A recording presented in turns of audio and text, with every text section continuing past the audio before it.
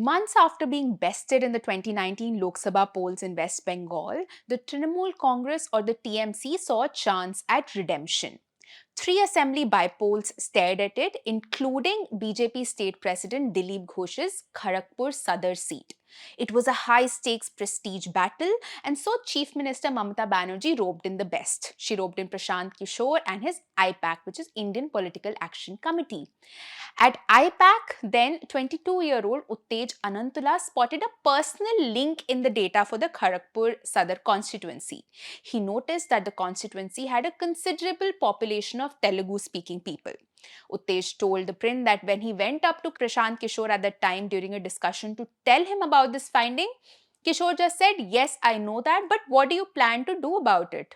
In response, Uttej told Kishore that they can bring in movie stars from the south. Now, there were no movie stars that were brought in, but he says that Kishore did not dismiss the idea outright and sent him to Kharagpur.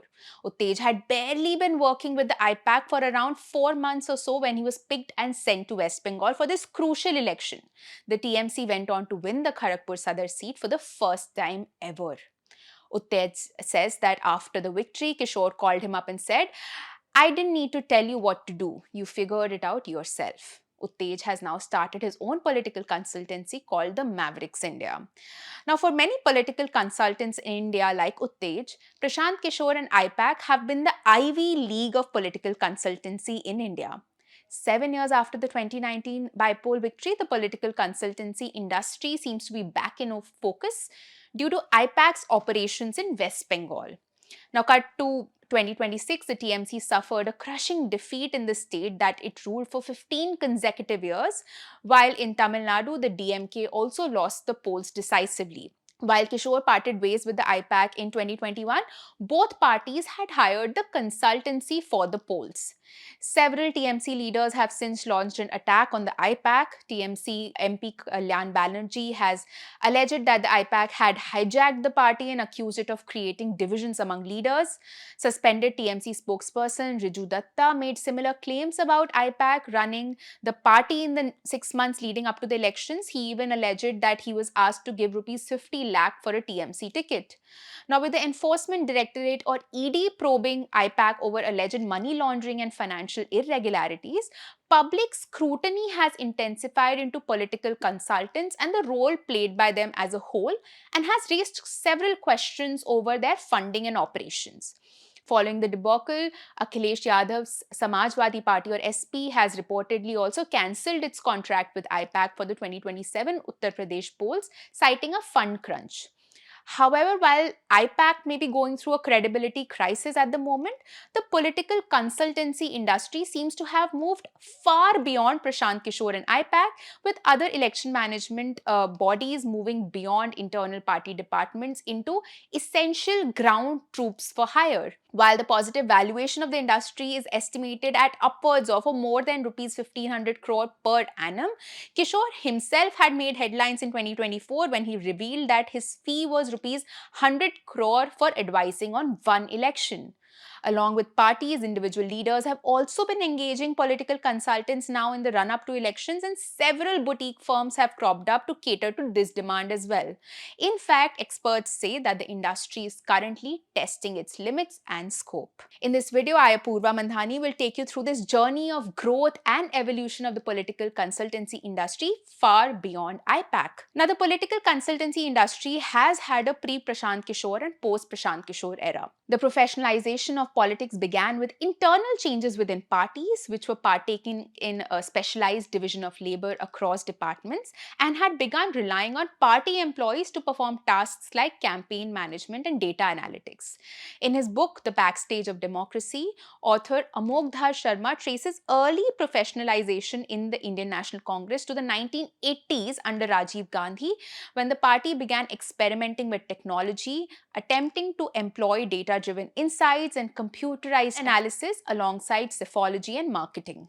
As against this, Sharma credits Pramod Mahajan with introducing internal professionalization in the Bharatiya Janata Party in the early 1990s and 2000s. In fact, according to the book, it was Mahajan who managed the logistics of senior leader L.K. Advani's Rath Yatra, even installing fax machines in local BJP offices across the Yatras route and sending hourly press releases to the central BJP office in New Delhi that then sent updates to mainstream media. However, it was the 2014 elections in which the BJP, as we know, won an absolute majority of 282 seats in the parliament that paved the way for several professionals to see potential in this then nascent industry.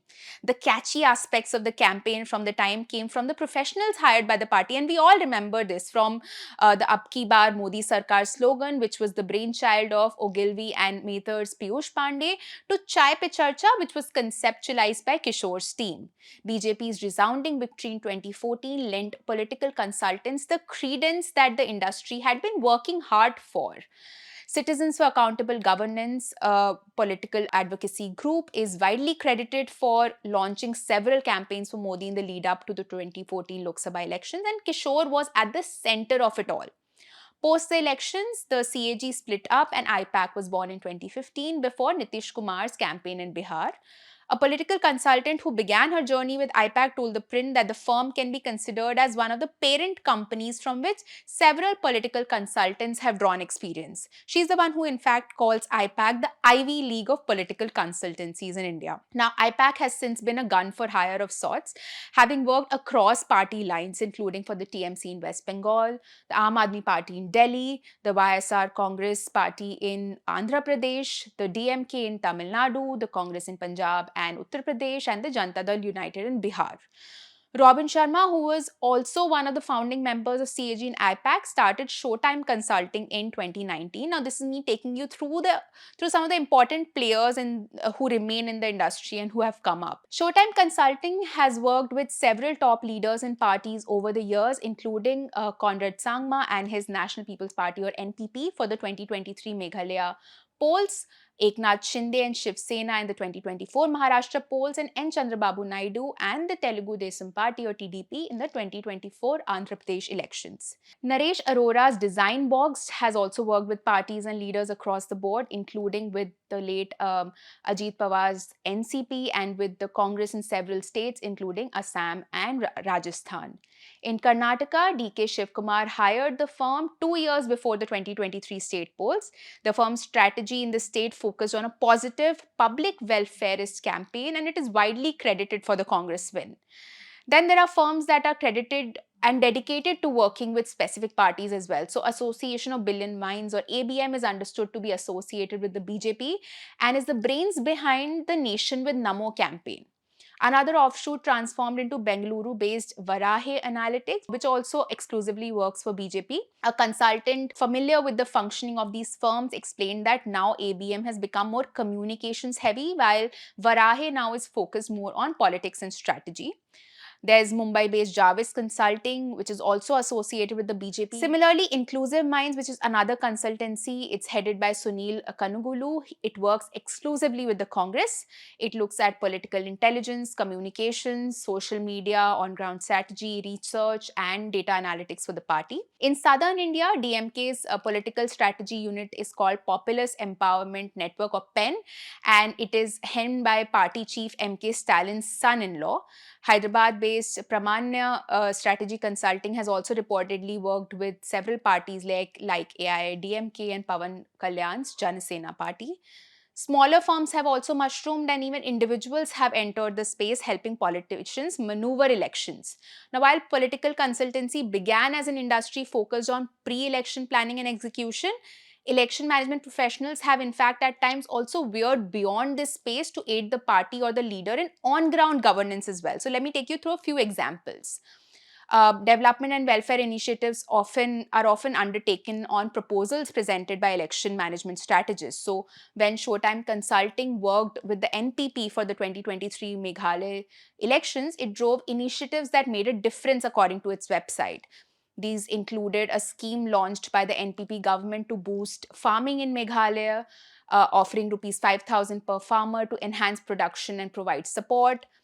Similarly, the CM Elevate initiative was aimed at improving livestock farming by making access to credit and subsidies more efficient and accessible for farmers. By way of an example, Sharma also explained, who is the founder of Showtime Consulting, that when their team was conducting an assessment on the field for these elections, they discovered several problems that people had been facing. So he told the print that, as an example, there was a village which just wanted a hand pump for drinking water, and that village said that give us that hand pump and we will vote for you, and those votes were crucial. So he realized that the government has to provide the service for the people anyway, and if the real issues of the people align with the electoral benefit, then that is what political consultancies bring to the table.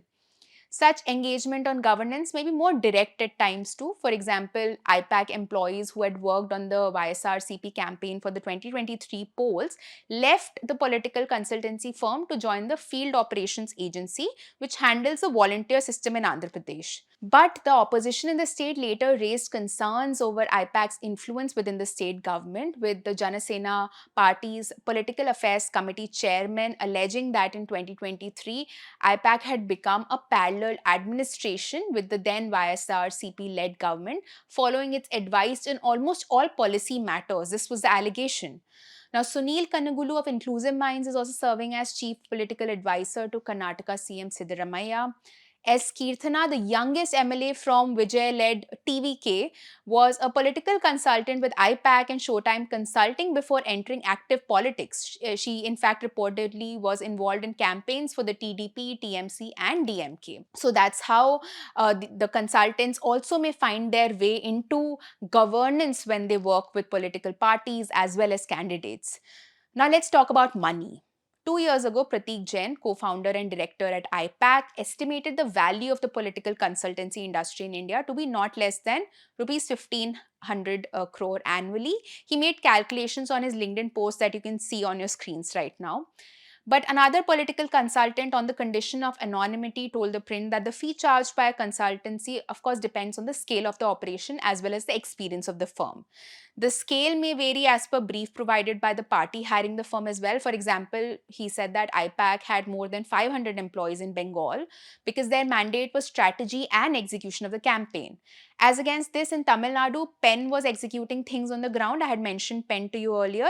So I-PAC had around 20 people for strategy only. So he says that in case of political parties hiring consultants, a fee of rupees 5 crore a month would be a decent average cost for the campaign. There's also another political consultant who work on behalf of individual candidates. One such consultant told the print that depending on the number of months left before the elections that they're hired, around 8 to 12 lakh a month is just the salary cost of all the people who are hired as a part of the core strategic team and a calling unit for running a candidate's campaign. I've written a more detailed article explaining these calculations as well. In this article, I've also examined the questions over a very prominent critique of the professionalization of politics. The critique is that it leads to depoliticization of the process through the entry of professionals who may not be as committed to the ideological convictions of a party or a leader as compared to the ground cadre or party bureaucrats. Sharma's book that I had mentioned earlier rejects this proposition for BJP at least. He wrote that the party's transition towards an electoral professional party has not resulted in dilution of the core ideological tenets of the BJP, and that the party has retained its commitment to the ideological project of Hindu nationalism. And he credits BJP's organizational strength for this, among other things, of course. Now, consultants working with other political parties have their own defense of this critique as well. In fact, a political consultant working with an opposition party says that he would not work for any other political consultancy if they're working for anybody other than this particular opposition party. He says that ideological affiliation is therefore an issue that the consultancy also tries to solve internally. Now, for more on political consultancies, their functioning, their past, present, and future, do read my article. The link for the article is in the description of the video. As for this video, that's all I have for you today. Thank you so much for watching. This is Apoorva Mandhani for The Print. For more such videos, do subscribe to our YouTube channel and follow us on Twitter, Instagram, and Facebook.